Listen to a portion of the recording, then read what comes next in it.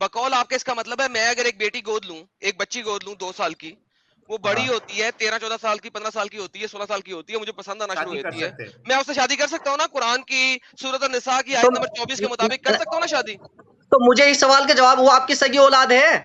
वही मैं हाँ, पूछ नहीं रहा तो हूँ। नहीं है, शादी नहीं कर है, सकते हैं नहीं ना। है, नहीं है, नहीं शादी कर कर सकता हूँ शादी ना? सगी कर नहीं है सकते ना? हैं। तो जब शादी कर सगी सकता नहीं हूँ है ना? तो उसका, तो वो आपकी सगी बेटी नहीं है ना? नहीं है, तो बिल्कुल नहीं है, शादी कर बकौल सकते इस्लाम के। आप। शादी कर सकता हूँ ना? हैं? हाँ, शादी इस्लाम कर की रूह सकते से हो। कर सकते इस्लाम की हैं रूह से कर अगर सकते आप हैं। मुसलमान वो हैं आपकी तो। सगी बेटी नहीं है, वो आपकी सगी बेटी नहीं है भाई। बिस्मिल्लाहिर्रहमानिर्रहीम, अस्सलाम वालेकुम। मैं हूं कैसर अहमद राजा। उम्मीद है आपकी तबीयत बिल्कुल ठीक होगी। ये क्लिप अभी आपने जो देखा, ये मुझे मौसूल हुआ, और मैं हमेशा कहता हूं कि काइंडली कोई क्लिप मुझे भेजे तो अपने नाम के साथ भेजा करे, ताकि मैं आपको वो क्रेडिट दे सकूं कि ये क्लिप आपकी तरफ से आया है। इस क्लिप में आपने देखा, एक तो साहिल साहब थे और एक क्रिश्चियन जवान, जो इस चीज़ पे खुश हो रहे हैं, और जो नारेबाजी है और जो रिलीफ है साहिल साहब के चेहरे पे कि वो आखिरकार इस्लाम को हमने गिरा दिया है।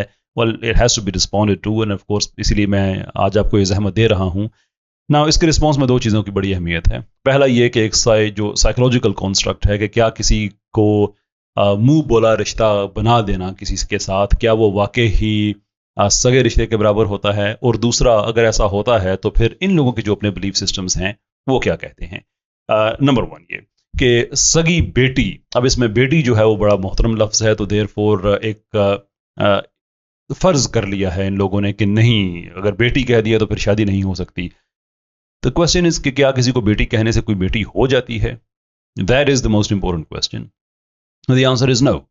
आप मुंह बोला रिश्ता कहीं पे भी बनाते हैं तो वो आपका आपका सगा रिश्ता नहीं बन जाता। अब यकीन ना, कोई भी आदमी ये बात समझता है अगर, तो वो ऐसा ही अगर वो समझता है, तो वो अगर किसी को अपना मुंह बोला बाप बना दे, और कल उसका बाप डिज़ायर करे कि नहीं, अब आपकी वालदा जो है वो मेरे साथ बेड भी शेयर करेंगी, और आपकी उस आदमी की वालदा को गुस्सा आ जाए, और फिर वो आदमी भी गुस्सा करने लगे कि ये अजीबोगरीब बदतमीजी है, फिर मुंह बोला बाप जो हूँ तो मैं मुंह बोला फिर आपका मुंह बोला हस्बैंड हो गया ना। तो you have to be available. I mean, this is how senseless this argument is, कि कभी भी आप मुंह बोले को सगे के साथ आप नहीं रख सकते। देयर इज अ रीजन कि उसको मुंह बोला कहा जाता है, कि वो आपका साइकोलॉजिकल कॉन्स्ट्रक्ट है, उसकी कोई लीगल मॉरल बेसिस नहीं है। वो आपके लिए हो सकता है, किसी और के लिए हो, ये कोई जरूरी नहीं है, ये कोई एब्सोल्यूट मॉरल प्रिंसिपल नहीं है। बट फॉर अ मिनट अगर इसको हम एंटरटेन करें भी, तो जो दूसरा हिस्सा है इस रिव्यू का, उसमें हम चल के देख लेते हैं कि अगर ये मुंह बोला रिश्ता सगे की तरह ही होता है, तो इसका मतलब तो ये है कि फिर सगे रिश्ते की ही ज्यादा अहमियत है। मुंह बोला तो बेसिकली है ना कि ये फिर सगे की तरह हो गया, विच मीन्स कि जो मेन चीज है वो सगा रिश्ता है। तो फिर मुंह बोले को छोड़े, सगे रिश्तों पे हम बात कर लेते हैं कि आप लोगों के नजदीक सगे रिश्तों का क्या एहतराम है। पहले ये जो क्रिश्चियन नौजवान है, ये बाइबल, जाहिर सी बात है क्रिश्चियन है तो बाइबल इनके लिए एक मुकद्दस चीज है। कभी आप पूछें इन जनाब से कि जो एक्सोडस 6:20 है उसके मुताबिक मूसा अलैहिस्सलाम के जो फादर थे और जो मूसा अलैहिस्सलाम की मदर थी, उनमें हस्बैंड और वाइफ का जो रिलेशनशिप है, इस रिलेशनशिप से अलावा और क्या रिलेशनशिप था? अगर तो उन्होंने वो पढ़ा हुआ है तो हम वेरी श्योर आपको कभी नहीं बताएंगे, लेकिन मैं बता देता हूं।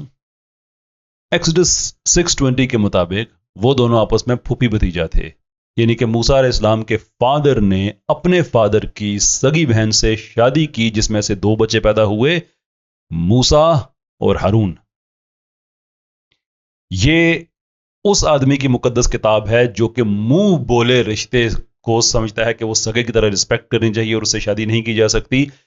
कोई इंसान में डिसेंसी होनी चाहिए ना, कोई तो स्टैंडर्ड होना चाहिए। तो ये तो हो गया हमारे वो जो क्रिश्चियन।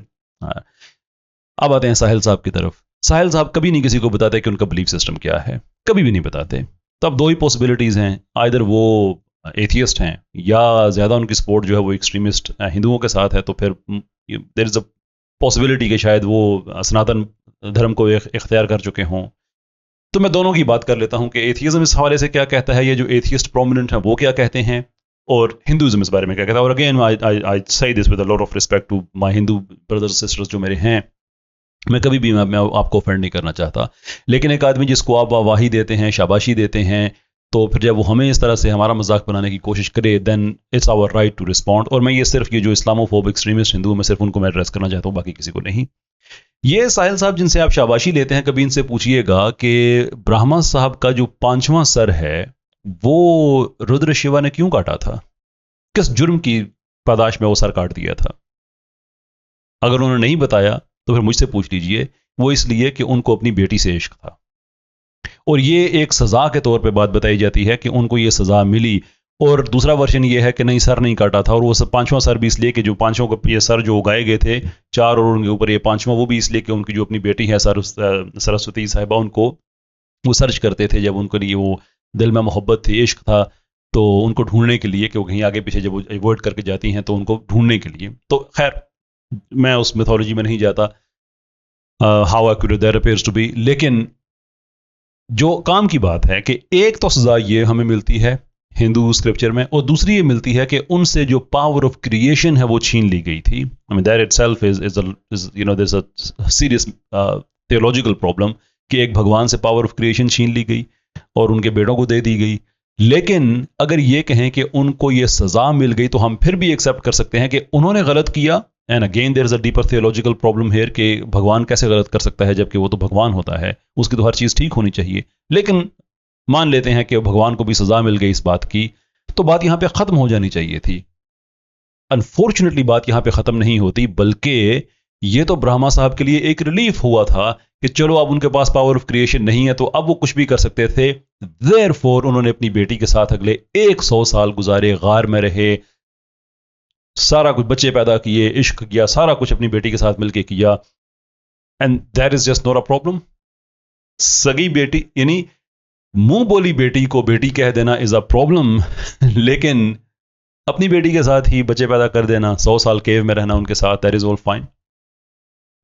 कभी पूछिएगा उन लोगों से जिनसे आप शाबाश लेते हैं कि ये जो आप यहाँ पे करे थे ना, क्यों, और वो पता नहीं क्या इस्लाम का आपने क्या कर दिया है, जरा उनसे भी पूछिएगा। खैर ये तो हो गए वो लोग।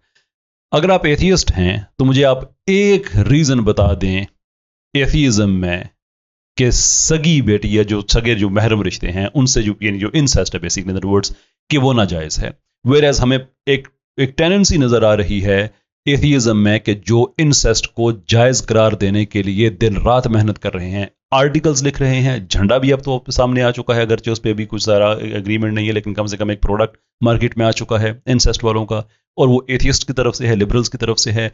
और साथ साथ ये भी कि आपके तो बड़े बड़े प्रोमिनेंट लोग जिनको आप सुन के आप कहते हैं कि हमने इंसानियत सीख ली है, जिसमें लॉरेंस क्राउस है, रिचर्ड डॉकिंस हैं, ये तो सारे के सारे रैशनलाइज करते हैं इंसेस्ट को। लॉरेंस क्राउस तो यहां तक कहता है कि अगर वो बच्चे पैदा ना करें तो ठीक है, सेक्स कर ले बहन भाई आपस में, कोई प्रॉब्लम नहीं है। या कोई स्टैंडर्ड नहीं है आप लोगों की हिपोक्रेसी का कि आप लोगों के भले वो बाइबल से आप अपना को मान के एक बात का मजाक उड़ा रहे हैं, या आप हिंदुइज्म से या हिंदुओं से आप शाबाश लेते हैं और उनकी स्क्रिप्चर में भी आपने चीज़ें, या जो आपके अपने जो सिस्टम है एथियज्म का, उन सब में सगे रिश्तों का ये कोई एहतराम नहीं है। और ये जितनी चीज़ें सारी की सारी वेरीफाइबल हैं, सारी की सारी आप सब के सब देख सकते हैं कि वहां पे सगे रिश्तों के बारे में ये राय रखी जाती है। तो आपको यह एतराज है कि किसी को मुंह से कह दिया और वो सगे की तरह हो गया है। You guys are just unbelievable. I hope इसको आप देखेंगे तो रिस्पॉन्ड करेंगे, but I only say this as a decency कि I hope, because ultimately we know कि आप नहीं करेंगे, because we do know at the moment apostolates are on run, and that is the punchline I'd like to finish this video with. Run, apostate, run.